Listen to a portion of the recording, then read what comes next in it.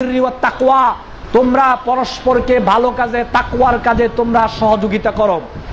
রাসূল সাল্লাল্লাহু আলাইহি ওয়াসাল্লাম বলেছেন, কেউ যদি একজন ব্যক্তি আরেকজন ব্যক্তিকে ভালো কাজের দিকে আহ্বান করে, আপনি যদি আপনার সন্তানকে ভালো কাজ শিক্ষা দেন, আপনার সন্তানকে ভালো কাজের দিকে আহ্বান করেন, আপনার সন্তান যত জীবন ওই ভালো কাজ করবে, ওই ভালো কাজ করার কারণে সন্তানকে যতটুকু প্রতিদান দেওয়া হবে তার সমান সমান আল্লাহ রাব্বুল আলামিন আপনার আমলনামায় লিখে দিবেন। সুবহানাল্লাহ।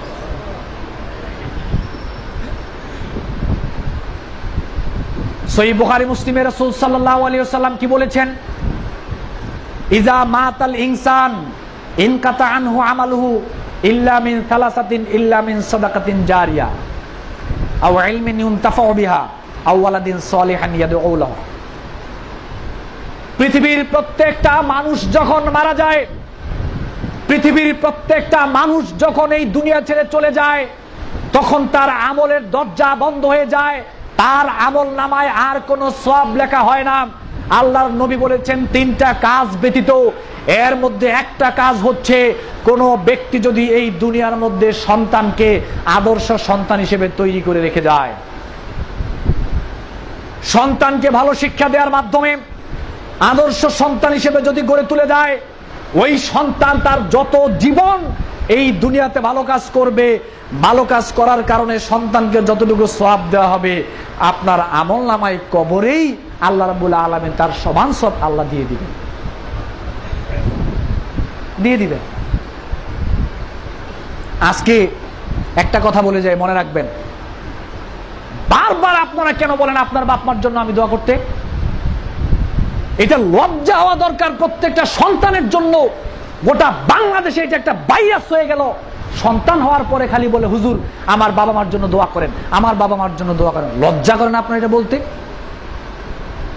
যে জায়গার মধ্যে আল্লাহ নবী বলেছেন আওয়ালাদিন সালিহান, একটা সৎ নেক সন্তান যদি রেখে যাওয়া হয়, ওই নেক সন্তান পিতামাতার জন্য যা দোয়া করবে আল্লাহ তাই কবুল করবেন। ইন্নাল্লাহ ইয়ারফাউ দারাজাতা লিল আবদিস সালিহ ইয়াউমাল কিয়ামাহ। মুসনাদ আহমদের মধ্যে এসেছে, রাসূল সাল্লাল্লাহু আলাইহি ওয়াসাল্লাম বলেছেন যে আজকে আপনি দেখেন, আমি ওইটা পরে আসছি, আজকে আমি হুজুর হওয়ার কারণে আপনি আমাকে বলছেন যে হুজুর আমার বাপ মার জন্য দোয়া করেন, ভালো কথা, সমস্যা নাই, আমি আপনার বাপ মার জন্য দোয়া করব। গোটা বাংলাদেশের মধ্যে কেন, গোটা পৃথিবীর মধ্যে সবচেয়ে আমলদার, সবচেয়ে বড় একজন আলেম যদি আপনার বাপ মার জন্য দোয়া করে, আপনার বাপ মার জন্য আলেম দোয়া করলে কবুল হবে কোনো গ্যারান্টি নাই, হতেও পারে নাও হতে পারে। কিন্তু একটা নেক সন্তান যদি বাপ মার জন্য দোয়া করে কবুল হবে 100% গ্যারান্টি। আপনি আমাকে বলেন কেন? সন্তান বাপ মার জন্য দোয়া করলে কবুল হবে 100% গ্যারান্টি। দলিল নেন, রাসূল সাল্লাল্লাহু আলাইহি ওয়াসাল্লাম বলেছেন, মুসনাদ আহমদ এসেছে, নেক বান্দাকে সেদিন আল্লাহ রাব্বুল আলামিন কিছু প্রতিদান দিবেন, দেওয়ার পরে ওই বান্দা আল্লাহকে বলবে যে আল্লাহ আমি তো এই ভালো কাজ করি নাই, আমাকে এই প্রতিদান আল্লাহ কেন দিলেন? তখন আল্লাহ রাব্বুল আলামিন বলবেন, তুমি দুনিয়াতে একটা নেক সন্তান রেখে এসেছিলে, সে তোমার জন্য আমার কাছে ইস্তেগফার করেছে, তোমার জন্য আমার কাছে দোয়া করেছে, আর তোমার সন্তানের দোয়ার কারণে, ইস্তেগফারের কারণে আমি আল্লাহ আজকে তোমাকে মর্যাদা দিয়েছি।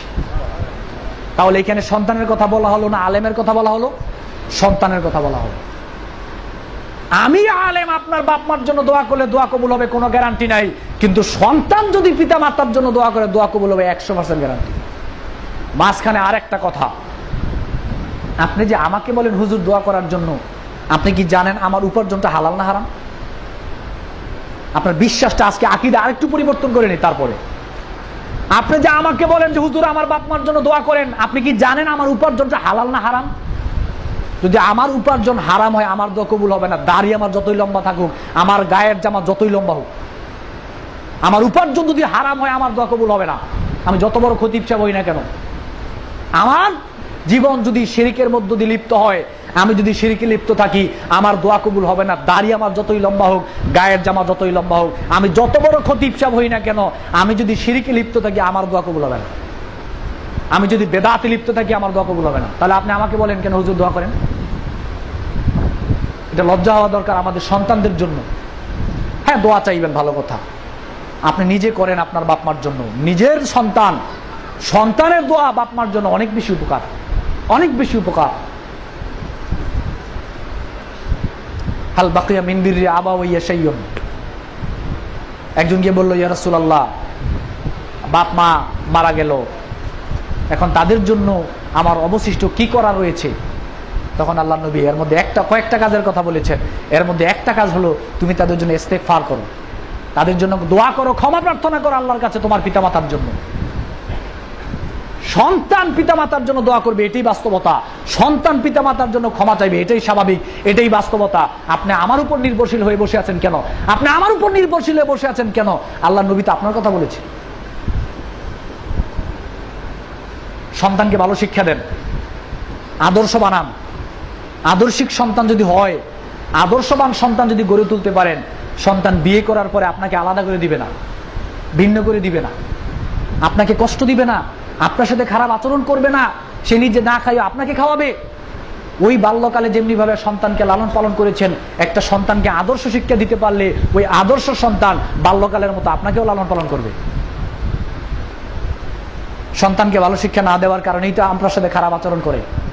সন্তানকে ভালো শিক্ষা না দেওয়ার কারণেই তো বিয়ে করার পরে আপনাকে ভিন্ন করে দেয়।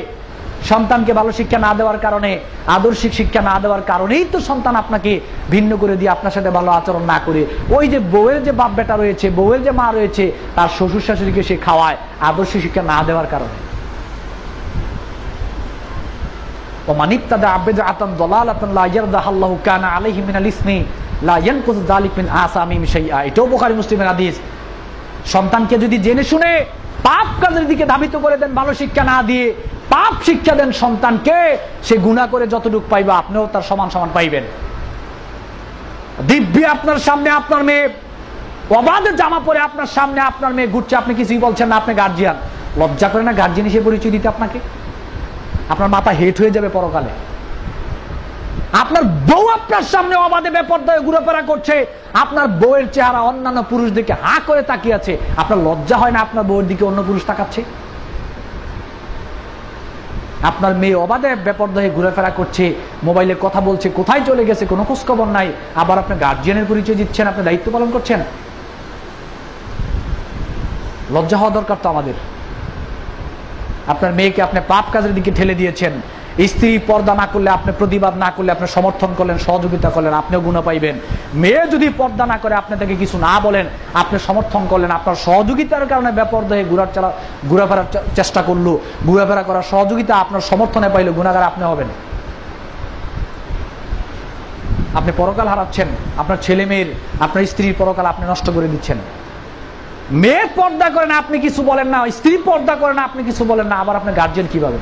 আল্লাহ নবী যেই জায়গায় বলেছে পরকালে আপনাকে জিজ্ঞাসা করা হবে এই ব্যাপারে, আপনি এখন সতর্ক হন না কেন? মেয়ে পর্দা না করলে যদি আপনি না বলেন পরকালে আপনাকে জিজ্ঞেস করা হবে। স্ত্রী যদি পর্দা না করে বেপর্দায় চলাফেরা করে, আল্লাহ নবী বলেছেন বুখারী মুসলিমের হাদিস, আপনাকে পরকালে জিজ্ঞেস করা হবে। সালাসাতুন কাদ হারামাল্লাহু আলাইহিমুল জান্নাহ মুদমিনুল খামরি ওয়াল আকওয়া দাইয়ুস আল্লাযী ইউকিরু ফি আহলিল খাবাস। মুসনাদে আহমদের হাদিস, আল্লাহর নবী বলেছেন 3 ব্যক্তির জন্য জান্নাত হারাম। এর মধ্যে একটা হচ্ছে দাইয়ুস ব্যক্তি, যার পরিবারের মধ্যে পর্দার লেশ মাত্র নাই। স্ত্রী কোথায় যায় স্বামী খবর রাখে না, মেয়ে কোথায় যায় বাপ খবর রাখে না, দিব্যি স্বামী স্ত্রী মেয়ে বেপরদায় ঘোরাফেরা করছে, সেই পরিবারের গার্জিয়ান খবর রাখেন, এটা দাইয়ুস, তার জন্য জান্নাত হারাম। এগুলো সহিহ হাদিস। আপনি সন্তানকে আদর্শ বানাচ্ছেন না।